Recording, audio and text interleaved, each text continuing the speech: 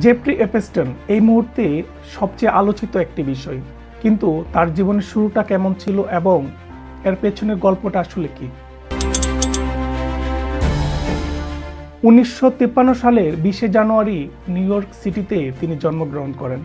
তিনি ব্রুকলিনের মধ্যবিত্ত পরিবারে বড় হন এবং প্রাথমিকভাবে স্কুলে গণিত পড়াতেন।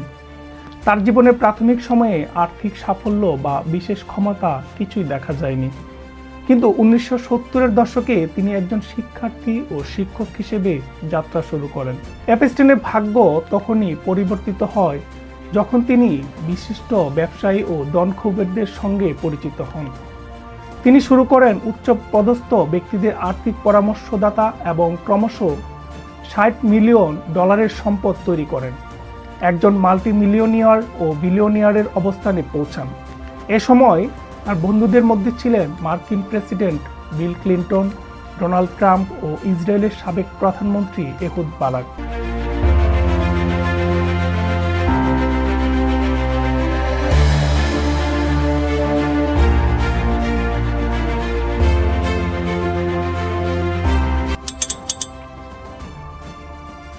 সালটা তখন 1998।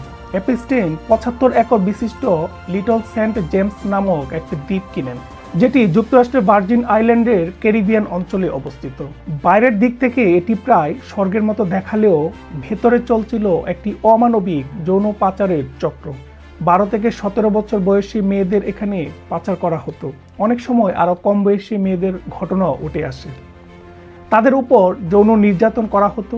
মেয়েদের পালানোর সুযোগ ছিল না, কারণ দ্বীপটি চারপাশে সমুদ্র দ্বারা ঘেরা ছিল। ধনী ব্যবসায়ী, রাজনীতিবিদ, রাজ পরিবারের সদস্য এবং সেলিব্রিটি এই দ্বীপে আসত। Prince Andrew, Stephen Hawking, Michael Jackson, David Copperfield, Chris টাকার সহ আরও বহু প্রভাবশালী ব্যক্তি এখানে এসেছিলেন। 2005 সালে একটি অভিযোগের মাধ্যমে কেসটি প্রথম ধরা পড়ে। একটি 14 বছরের মেয়ে ফ্লোরিডার পাম বিচে পুলিশকে জানায় যে তার একজন সহপাঠী তাকে একটি ধনী ব্যক্তির বাড়িতে নিয়ে গিয়েছিলেন। সেখানে এপস্টেন তাকে যৌন নির্যাতন করেন এবং নতুন ভিকটিমদের নাম জানতে চাওয়া হয় পুলিশের তরফ থেকে। তদন্তে ধাপে ধাপে আরও ভিকটিমরা বেরিয়ে আসে এবং মাত্র কয়েক মাসের মধ্যে 35 জন প্রাথমিক ভিকটিম শনাক্ত করা হয়। পুলিশ বুঝতে পারে এটি সুসংগঠিত পিরামিড স্কিম, যেখানে এক ভিকটিম অন্য ভিকটিমকে আনে এবং যে যত বেশি আনতে পারে তার পেমেন্ট তত বেশি। 2006 সালের মে মাসে ফ্লোরিডা পুলিশ একটি শক্তিশালী মামলা প্রস্তুত করে। FBI তখন অপারেশন লিপ ইয়ার নামে তদন্ত শুরু করে। নিউ ইয়র্ক, নিউ মেক্সিকো এবং ফ্লোরিডার বিভিন্ন ভিকটিমের সাক্ষ্য নেওয়া হয়। 36 জন অপ্রাপ্তবয়স্ক এবং ডজন ডজন সাক্ষীর মাধ্যমে প্রমাণ সংগ্রহ করা হয়। এই মামলার পরেও এপস্টেনকে বাঁচানো হয়। মায়ামির ফেডারেল অ্যাটর্নি জেনারেল আলেকজান্ডার অ্যাকোস্টো তার আইনজীবীদের সঙ্গে একটি গোপন চুক্তি করেন, যেখানে এপস্টেন মাত্র 2টি ছোট পতিতাবৃত্তির অভিযোগ স্বীকার করেন। এর বিনিময়ে তাকে ও তার সহযোগীদের ভবিষ্যতে সব ফৌজদারি অভিযোগ থেকে মুক্তি দেওয়া হয়। আদালতে হাজির হয়ে এপস্টেন মাত্র 18 মাসের সাজা পান এবং প্রাইভেট উইংয়ে রাখা হয়, যেখানে তিনি দিনে 12 ঘন্টা বিলাসবহুল অফিস ব্যবহার করতেন এবং বাকি সময় শুধু ঘুমাতেন। 2009 সালে সাজা শেষ হওয়ার আগেই তাকে মুক্তি দেওয়া হয়। মুক্তির পর এপস্টেন স্বাভাবিক জীবনযাপন শুরু করেন। তিনি তার ব্যক্তিগত জেটে ভ্রমণ করেন, দ্বীপে পার্টি দেন এবং ডনকুবের ও সেলিব্রিটিদের সঙ্গে যোগাযোগ বজায় রাখেন। তবে এই সময় একজন অনুসন্ধানী সাংবাদিক জুলি ব্রাউন দীর্ঘ বছর কেসটি অনুসন্ধান করতে থাকেন। 2018 সালে তিনি পারভেনশন অব জাস্টিস সিরিজ প্রকাশ করেন, যেখানে এপস্টেনের অপরাধ ও তার আইনি সুরক্ষার চিত্র উঠে আসে। 2019 সালের জুলাই মাস এপস্টেন আবার গ্রেপ্তার হন এবং যৌন পাচারের অভিযোগে তাকে গ্রেপ্তার দেখানো হয়। কিন্তু 10 আগস্ট 2019 সালে তিনি নিউ ইয়র্কে কারাগারে মৃত অবস্থায় তাকে পাওয়া যায়। বিচার বিভাগের ভিডিও অনুসারে এটি আত্মহত্যা, কিন্তু এ নিয়ে নানা ষড়যন্ত্র তথ্য রয়েছে। জনসমাজে তখন এপস্টেন ডিডন্ট কিল হিমসেলফ স্লোগানে জনপ্রিয় হয়ে ওঠে।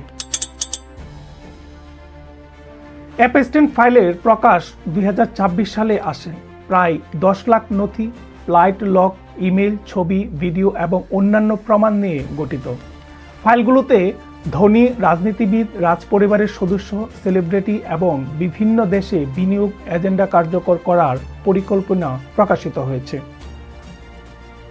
বিশেষভাবে বাংলাদেশের আইসিডিডিআরবি নামক উল্লেখ রয়েছে, যেখানে তারা 10 বছরের চুক্তি ও স্বাস্থ্য প্রকল্পের মাধ্যমে তাদের এজেন্ডা বাস্তবায়ন করতে চেয়েছিল। এপস্টিনের নেটওয়ার্ক পশ্চিমা প্রভাব সম্প্রসারণ, সমকামিতা ও ট্রান্সজেন্ডার বিষয়ক এজেন্ডা বাস্তবায়ন ও শিশুদের উপর সামাজিক প্রভাব বিস্তারকে কেন্দ্র করে কাজ করেছিল।